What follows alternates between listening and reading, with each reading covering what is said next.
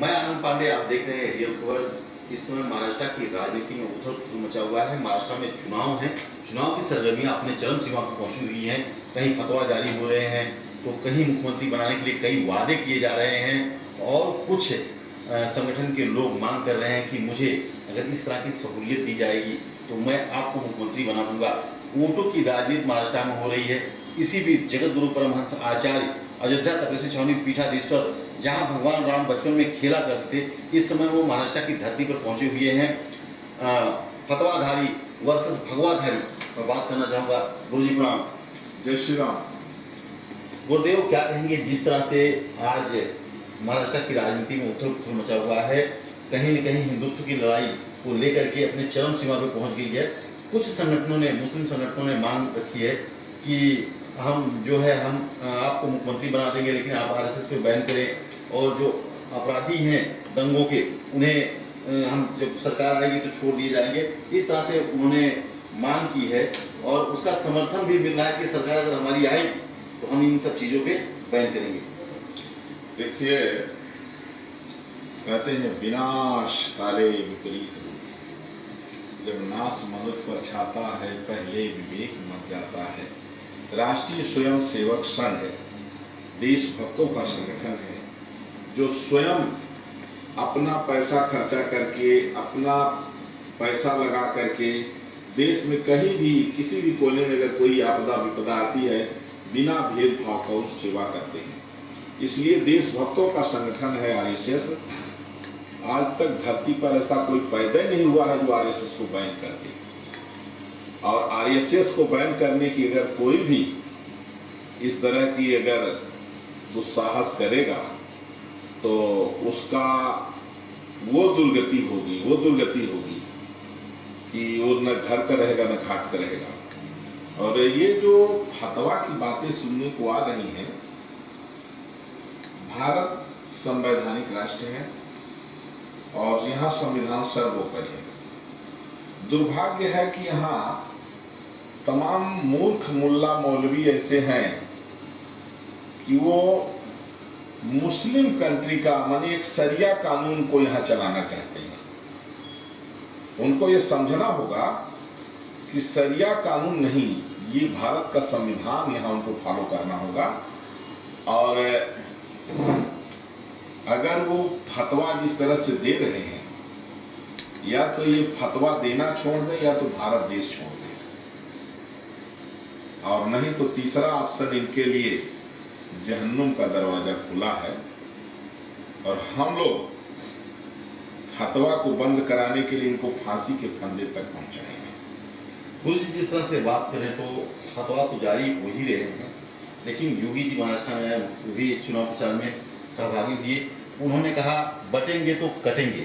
महाराष्ट्र में सबसे चर्चित कोई विषय है तो बटेंगे और कटेंगे को लेकर के काफ़ी सारे विरोधाभास कर रहे हैं और तंज कसे जा रहे हैं। उसको आप किस तरह से देखते हैं?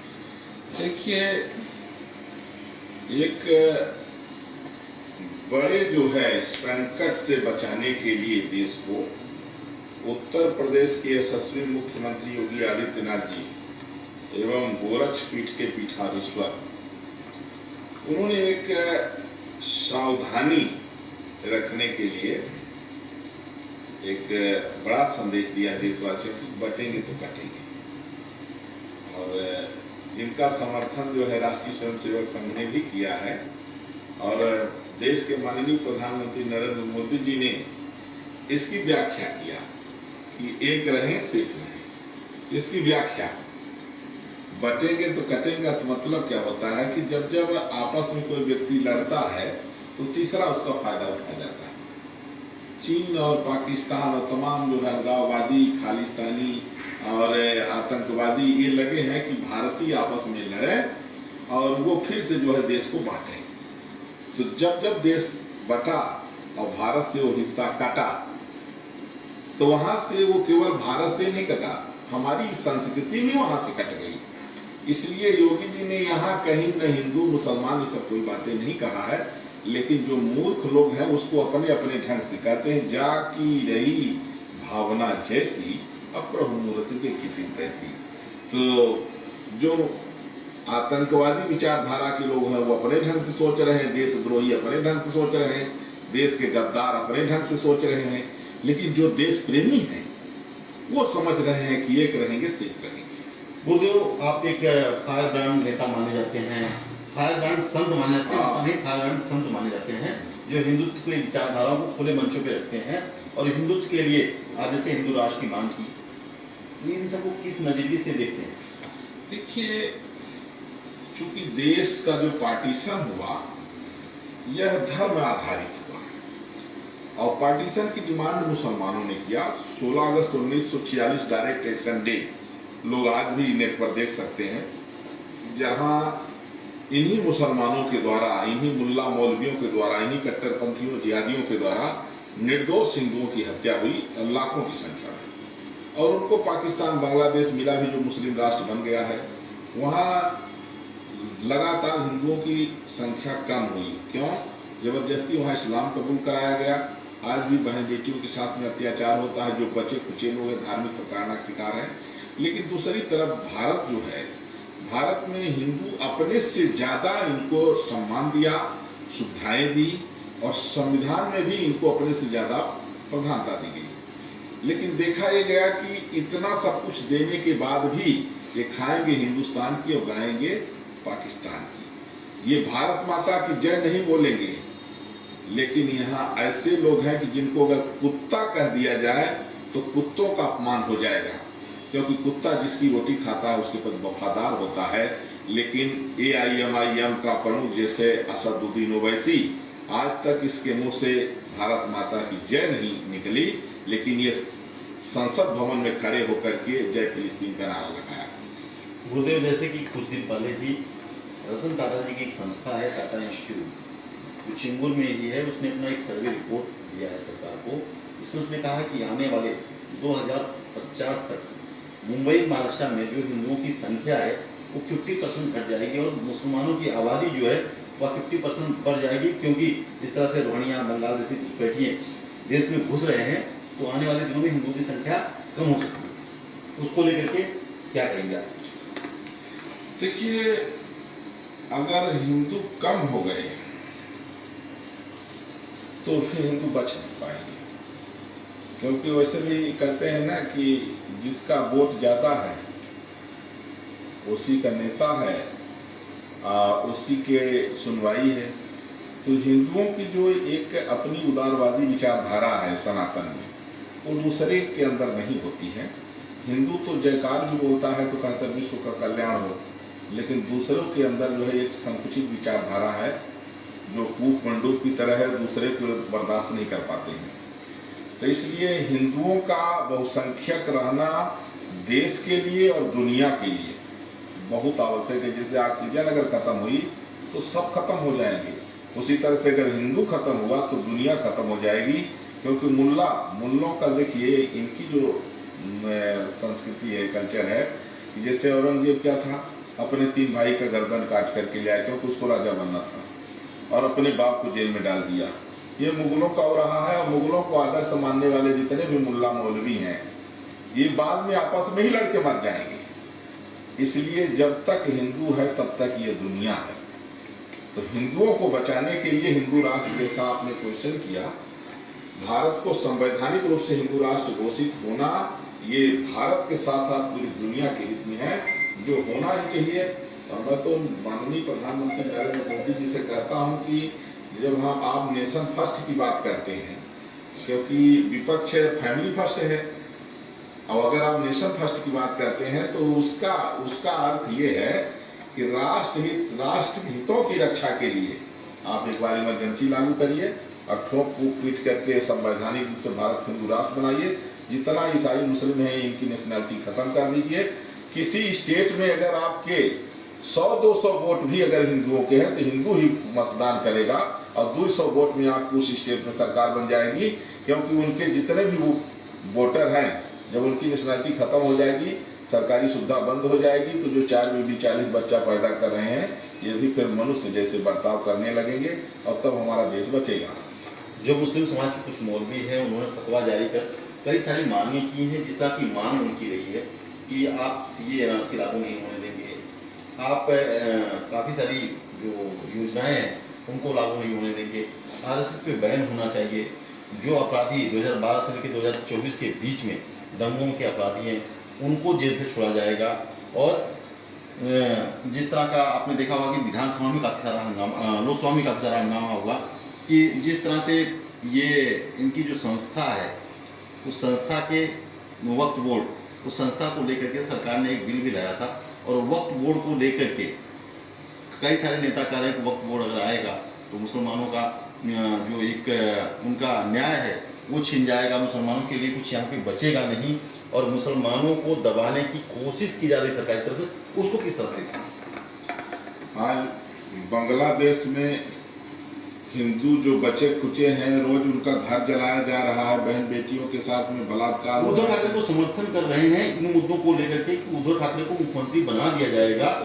और अगर इन सब बातों को लेकर के वो अगर सहमति अपनी जताए तो इन्होंने जो मुस्लिम कई नेता थे, मौलवी थे, मौलाना, उन्होंने फतवा जारी किया और जारी करके समर्थन जताया कि आपको मुख्यमंत्री बनाया जाएगा। आज हिंदू हृदय सम्राट बाला साहब ठाकरे जहाँ कहीं भी होंगे उनको उद्धव ठाकरे के नाम से जो है वो दुखी होंगे कि इतना निकृष्ट, नीच और कुपुत्र कैसे पैदा हो गया कि जहाँ बाला साहब ठाकरे वो कहते थे कि मैं कभी शिवसेना को कांग्रेस नहीं होने दूंगा, अगर ऐसी नौबत आएगी तो भले मैं चुनाव न लड़ूं। अब आज ये स्थिति आ गई है उद्धव ठाकरे की कि फतवा जारी हो रहा है उनको सीएम बनाने के लिए। इससे साबित हो रहा है कि जिसके मुख्यमंत्री काल में संत की निर्मम नृशंस हत्या हुई थी पालघर में, और ये धृतराष्ट्र की तरह अंधा बहरा बन गया था, और आज मुसलमान फतवा जारी कर रहे हैं और उससे जो है शर्त कर लिए हैं कि जितने अपराधी, जितने बलात्कारी, जितने हत्यारे मुल्ला बंद हैं उनको सबको छोड़ेंगे। उन्होंने स्वीकार कर लिया है। तो उद्धव ठाकरे ये भूल जाए, भले उद्धव ठाकरे नमाज पढ़े 5 वक्त की, भले उद्धव ठाकरे अब मक्का, अयोध्या की जगह अब मक्का का रुख कर ले, मक्का मदीना जाए, लेकिन उद्धव ठाकरे मुख्यमंत्री नहीं बनेंगे। ये जगत गुरु परमहंस आचार्य की वाणी है। और बस बाला साहब ठाकरे के साथ ही उनका सिद्धांत चला गया। मैं तो धन्यवाद देता हूं माननीय एकनाथ शिंदे जी को कि इन्होंने जब देखा कि बाला साहब ठाकरे के सिद्धांत की हत्या हो रही है तो उद्धव ठाकरे को छोड़ करके बाला साहब ठाकरे के सिद्धांत की रक्षा कर लिए। इसलिए महाराष्ट्र की जनता से मैं अपील करता हूं कि यह महाराष्ट्र की पावन भूमि है, यहाँ बड़े बड़े संत महात्मा हुए हैं, और छत्रपति शिवाजी महाराज के नाम से वोट करिए। इस बार छत्रपति शिवाजी महाराज के नाम से वोट करिए और भाजपा शिवसेना गठबंधन को जिताइए, और तभी महाराष्ट्र की संस्कृति बच पाएगी। नहीं तो ये तो अभी से कह रहे हैं कि जितना मुल्ला बलात्कारी बंद है उनको ये छोड़ देंगे, फिर से बलात्कार करने के लिए, हत्या करने के लिए, लूटने के लिए। तो इसलिए ऐसे जो कलंकी लोग हैं ये दोबारा इनको मौका नहीं मिलना चाहिए। और हालांकि मुझे पता लगा है कि उद्धव ठाकरे 5 वक्त की नमाज अंदर अंदर शुरू कर दिए हैं पढ़ना, लेकिन नमाज पढ़ने से इनका कल्याण नहीं होगा। अंत में इनको फिर से घर वापसी करना होगा, पंचगव्य और गाय का मूत्र और गाय के गोबर से स्नान करके और फिर से इनको वापस आना होगा। जब तक ये प्रायश्चित नहीं करेंगे तब तक इनको जो है जनता माफ नहीं करेगी, वो भी महाराष्ट्र की जनता। बाला साहब ठाकरे के सिद्धांत पर चलने वाली, छत्रपति शिवाजी महाराज के नाम पर इस बार वोट होगा, क्योंकि एकनाथ शिंदे जी ने कहा है कि इस बार सरकार बनते ही औरंगजेब की कब्र को यहाँ से हटा दिया जाएगा और किसी आक्रांता का नाम अब यहाँ नहीं रहेगा महाराष्ट्र में। इसलिए इस बार मतदान शिवाजी के नाम और कमल का फूल और धनुष बाण यही चलेगा। वंदे मातरम। जिस तरह से आप काफ़ी सारे मुद्दों पे चर्चा कर रहे हैं, एक बड़ा विषय है जिस तरह से जातिगत राजनीति शुरू हो गई है, जातिगत राजनीति से सरकारें बन सकती हैं। यह देखिए, इस तरह की जो पॉलिटिक्स है ये बेहद खतरनाक है। जातिवाद, परिवारवाद और तुष्टीकरण ने देश को काफी नीचे किया है। नहीं तो चीन जो है, पहले चीन की अर्थव्यवस्था भारत से कम थी, आज चीन बहुत तेजी से आगे बढ़ गया है। यहाँ जो अलगाववादियों के समर्थक, आतंकवादियों के समर्थक, पत्थरबाजों के समर्थक और तुष्टीकरण परिवारवाद में धंसे हुए लोग हैं, इन लोगों ने देश का बड़ा नुकसान किया है। लेकिन अब जनता इनके षड्यंत्र में, इनके चंगुल में आने वाली नहीं है। ये फतवाधारी जितने हैं, इन सभी फतवाधारियों को हम लोग फांसी के फंदे तक पहुंचाएंगे। इनकी उल्टी गिनती शुरू हो गई है। बहुत दिनों से देख रहे हैं कि जब देखो तब फतवा जारी हो रहा है। मतदान भारत में ये जो है, हर व्यक्ति स्वतंत्र है, वो अपने हिसाब से चयन करेगा कि देश किसके हाथ में सुरक्षित है। मुस्लिम महिलाएं आज जो है, अगर सुखी हैं तो वो भाजपा की वजह से सुखी हैं, नहीं तो मुल्ला जो है 3 बच्चे 4 बच्चे पैदा करके छोड़ देते थे, उनको खाने के लिए मुहताज हो जाती थी और दूसरी बीवी ले आके रख लेते थे। इसलिए अब एक बीवी के अलावा इस बार सरकार बनने के बाद में कोई भी मुल्ला एक बीवी से ज़्यादा नहीं रख सकता है। 3-4 बीवी जो रखने वाले सब बंद हो जाएगा। तो इसलिए मुस्लिम महिलाएं अब जो है तो दिन रात प्रयास कर रही हैं भाजपा को जिताने के लिए। अब मुल्ला मौलवी के चक्कर में नहीं आएगी, चाहे कितना फतवा जारी कराएं, चाहे कुछ भी करें। और अब घर वापसी का भी दौर अब शुरू हो जाएगा, क्योंकि जिनके पूर्वज हिंदू थे, जिनको आत्मग्लानि है, वो घर वापसी अब करें। और ये फतवा गैंग जितना भी है, या तो ये फतवा देना बंद कर दे, नहीं तो या तो देश छोड़ दे या फतवा छोड़ दे, नहीं तो हम लोग इनको जो है उल्टा लटकाएंगे। अब समय बदल चुका है।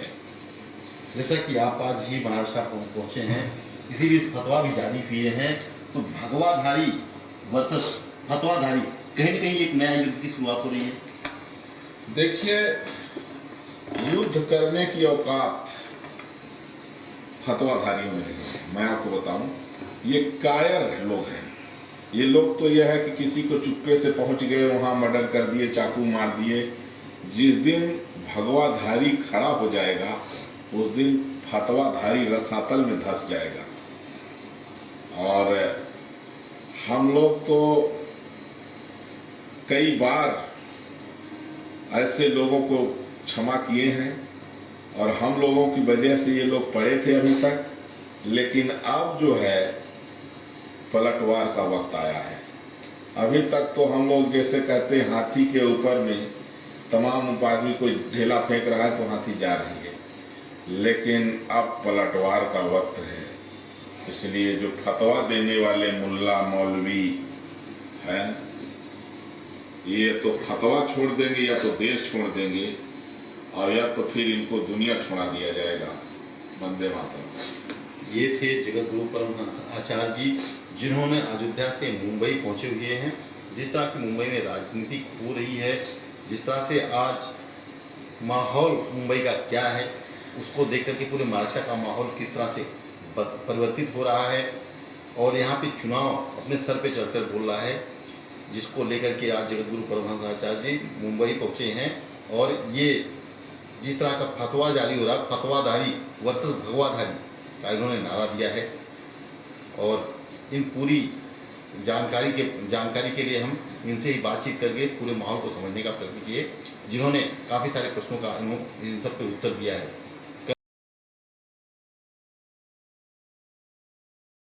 कुंभ की तैयारी अपने जोरों पर है, और कुंभ का महत्व भी अपने आप में एक महान है। जहाँ पर इलाहाबाद में, प्रयागराज में कुंभ का मेला लगता है, वहाँ पे संत महात्मा और देश विदेश से पर्यटक वहाँ पे आते हैं, और हर साल कुंभ का मेला काफ़ी दिनों तक चलता है, जो वहाँ पे पावन गंगा में स्नान करके अपने आप को धन्य और पवित्र मानते हैं, और वो बैतरनी से पार उतर जाते हैं। जो इस कुंभ में पहुँचता है, कुंभ में स्नान करता है। इससे बातचीत करने के लिए मेरे साथ में जगत गुरु परमहंस आचार्य जी, तपस्या छावनी पीठाधीश्वर यहाँ पे मेरे साथ में, उनसे ही बातचीत करना चाहूँगा कि कुंभ में बड़ा नियोजन इनके तरफ से किया गया है, उस नियोजन को किस तरह से आप देखते हैं? जय श्री राम, भारत माता की, वंदे मातरम, हर हर महादेव। अयोध्या से मैं तपस्वी छावनी पीठाधीश्वर जगत गुरु परमहंस आचार्य एवं विश्व हिंदू सिख महापरिषद का अंतर्राष्ट्रीय अध्यक्ष। इस बार प्रयाग में महाकुंभ लग रहा है। प्रयाग माने तीर्थराज प्रयाग, तीर्थों का राजा प्रयाग। जितने भी सनातन धर्म में जितने भी तीर्थ हैं, सभी तीर्थों का राजा प्रयाग। तो तीर्थराज प्रयाग में इस बार महाकुंभ, दुनिया के देश के कोने कोने से, दुनिया के कोने कोने से सनातन धर्म को मानने वाले जो भी लोग हैं वहाँ पहुँच रहे हैं। कोई 2-4 दिन के लिए, कोई जो है 15 दिन के लिए, कोई जो है पूरे 1 महीने के लिए। उसी में अपना भी एक शिविर लगने जा रहा है और एक बड़ी धर्म संसद का आयोजन है, जिसमें 1 लाख से ज़्यादा महंत, श्री महंत मंडलेश्वर, महामंडलेश्वर, जगत गुरु शंकराचार्य और सभी संप्रदायों के आचार्य वहाँ पहुँचेंगे।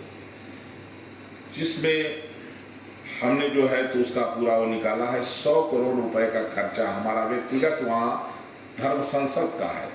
इसलिए सभी सनातनियों से, देशवासियों से, हमारा ये जो संगठन है विश्व हिंदू सिख महापरिषद, इसी के बैनर तले आज सभी सनातन धर्मावलंबी वहाँ इकट्ठा होने जा रहे हैं।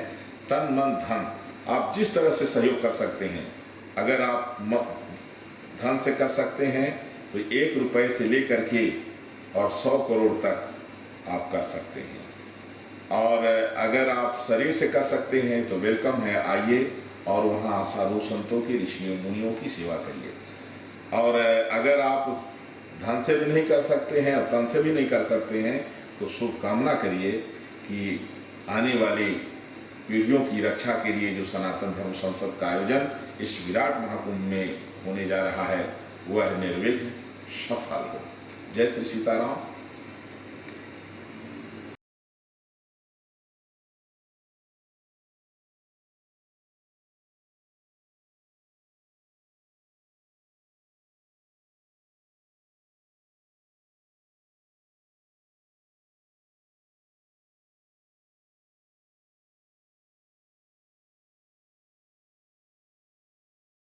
₹1 से लेकर के 100 करोड़ रुपए तक का दान महाकुंभ तीर्थराज प्रयाग में विराट सनातन धर्म संसद का आयोजन विश्व हिंदू सिख महापरिषद के द्वारा किया जा रहा है, जिसमें हमारे लाखों हमारे संगठन के पदाधिकारी रहेंगे और सनातन धर्म के जितने भी वरिष्ठतम लोग रहेंगे सब सम्मिलित रहेंगे। आप भी तन मन धन से सहयोग करके पुण्य के भागी बने और सनातन धर्म की रक्षा में अपना भी योगदान प्रदान करें। वंदे मातरम।